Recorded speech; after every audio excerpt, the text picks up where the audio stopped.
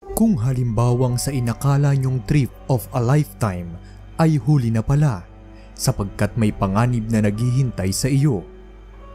Ano ang gagawin mo kung sa isang liblib na lugar mag-aalarong turn pala ang kapalaran mo? May mga sangang daan. Iisa lamang ang tamang daan. Saan ka liliko? Sa kanan o sa kaliwa? Ang kwentong ito ng magkaibigang Lisanne Froon at Chris Kremers ay isa lamang sa mga unsolved cases na pinagpiestahan ng madla. Ano kaya ang meron dito? Ang magkaibigang Lisanne Froon, 22, at Chris Kremer, 21, ay kapwa mula Amersfoort, Netherlands. Pangkaraniwang bata na may malaking pangarap sa buhay. Magkasama silang nagtatrabaho sa isang cafe at nakatira rin sa iisang boarding house. Planado na nila noon ang kanilang travel goals. Pumunta sa iba't ibang tourist spot sa kanilang bayan, saka pupunta sa ibang bansa, partikular na sa Panama, upang matuto ng Spanish at kahit papaano ay mag-volunteer work. Treat sana nila iyon sa kanilang sarili, lalo na kay Lisanne na noon ay bagong graduate pa lamang at inipon nila ng 6 na buwan. March 15, 2014, nagsimula ang planong 6 na linggong bakasyon ng magkaibigan. Sa unang 2 linggo, naglibot muna sila sa mga tourist spot sa Panama at makalipas ang 2 linggo na paglilibot, pumunta na sila sa Bouquet upang makisama sana sa isang local family sa loob ng 1 linggo para doon ay mag-volunteer work. April 1, kasama ang isang aso, nag-mountain hiking ang 2. Nag-post pa nga ang 2 sa Facebook na sila ay magliliwaliw lamang sa paligid ng Bouquet. Ayon sa ilang saksi, nakita pa silang nananghalian kasama ang 2 Dutchmen bago sila umakyat ng bundok. Hindi naman ganoon kahirap akyatin ang bundok at hindi din ganoon ka-shrouded ang trails nito, kaya naman walang nag-aalala sa 2, lalo pat regular naman silang nag-a-update. Isa pa, kilalang strong at resourceful ang 2, kaya naman di ganoon ka-challenging ang pag-akyat. Nasa 4 na kilometro lamang din kasi ang layo nito sa mga kabahayan at kayang lakarin ng 3 hanggang 4 na oras. Tinatayang alas 11 ng umaga umalis ang magkaibigan at dahil nga nais rin ng mga ito na mag-explore sa paligid at damhin ang relaxing nature, di naman nakaagad na alarma ang pamilyang kanilang tinutuluyan. Yun nga lamang, humahangos na umuwi ang asong kasama nila. Ang nakakapagtaka nga lamang ay bakit wala itong kasakasama ni isa sa kanila. Dito na nagtaka ang host family, lalo pa at wala namang pasabi ang mga ito na magkakamping sila overnight. April 2, hindi nakipagkita sina Lisanne at Chris sa kanilang local tour guide. Bagay na kataka-taka, lalo pa at ang ipinunta roon ng 2 ay mag-tour. April 3, ikinasa na ang search operation sa 2. Nagsagawa ng ground and aerial operations ang local police upang kumalap ng bakas sa dinaanan ng 2 nang sa gayoy alamin ang tunay nilang kalagayan, ngunit wala silang nakita. April 6, dumating sa Panama ang mga magulang ni Lisanne at Chris, kasama ang ilang pulis, dog units at mga investigador mula sa Netherlands.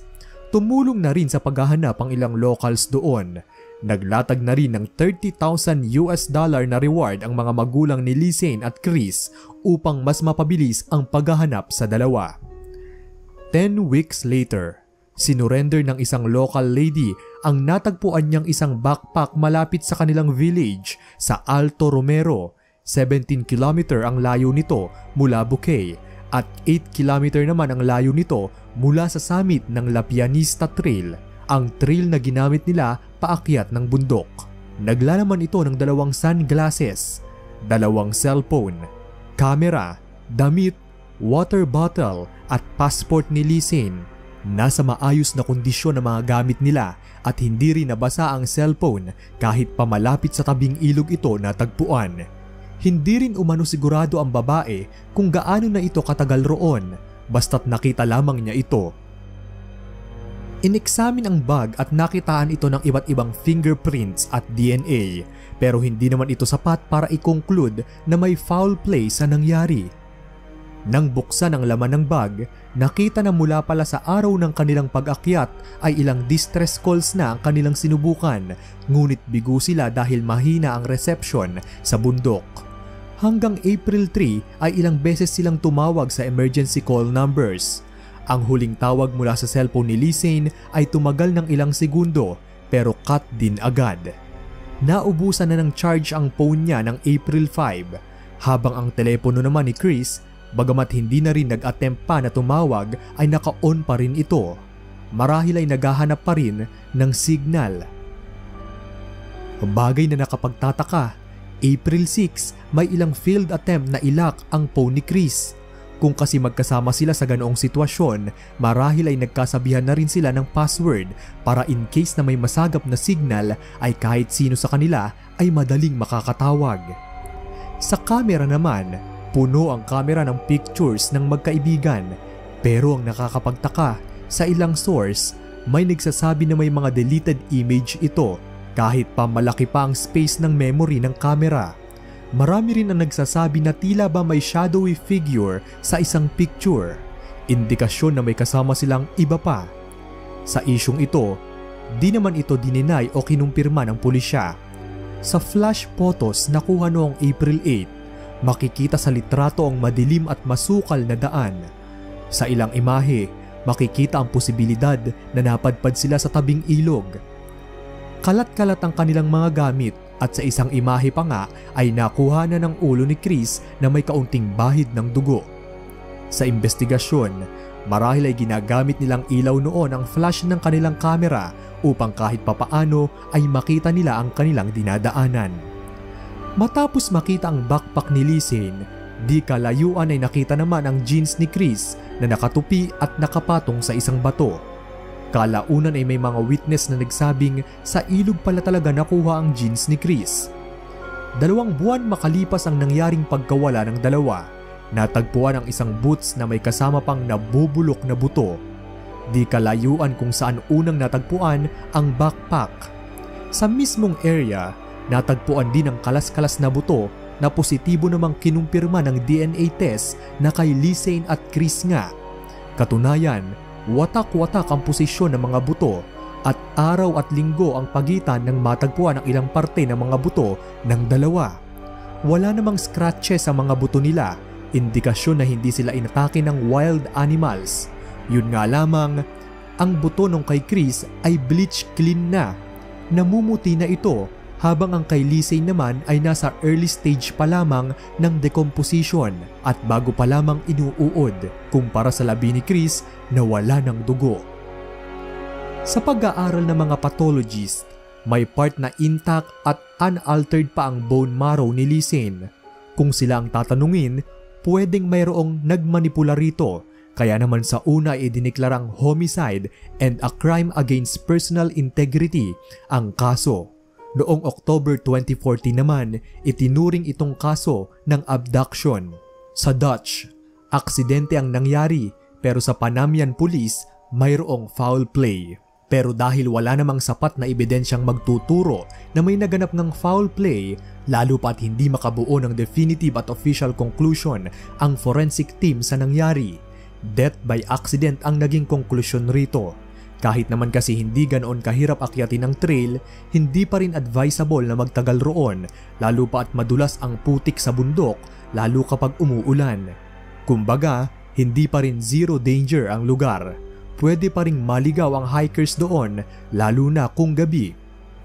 Noong 2017, nireopen ang kaso at umugong ang espekulasyon na maaaring may kinalaman ito sa ilang murder incident sa area. Lalo pa at lumalabas sa investigasyon na ang mga deleted photos ay hindi na ma-recover pa ng computer.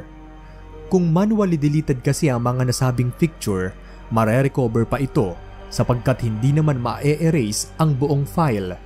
Kaya may posibilidad na hindi manually deleted ang photos. Maaaring ikinonekta ito sa isang computer saka dinilit permanently. Tumatalon din kasi ang number ng photos. Kumbaga, kapag kumuha ka ng imahe, numbers ang file name nito. Kung may deleted photo at in-overwrite ito ng bagong photo, may matitira pa rin umano kahit fragments ng manually deleted photos. Ngunit nakakapagtakang walang fragments ang naburang litrato sa kanilang kamera. Sa kaso ni Lisen at Chris, malamang ay manually deleted ang photos dahil wala naman silang marahil dalang computer kung aakyat ng bundok. Sa ngayon, mystery pa rin ang kaso ng dalawang dalaga. Marami pa rin ang nakukuryo sa tunay na sinapit nila. Pare-pareho ang sigaw ng lahat. Katotohanan. Katotohanan kung talaga bang aksidente o may iba pa. Katotohanan na sana ay maisiwalat na pagkatapos ng maraming taong paghihintay. Kung gusto nyo pang makarinig ng mga katulad nitong mga kwento, i-like lang ang aming Facebook page at mag-subscribe sa ating YouTube channel.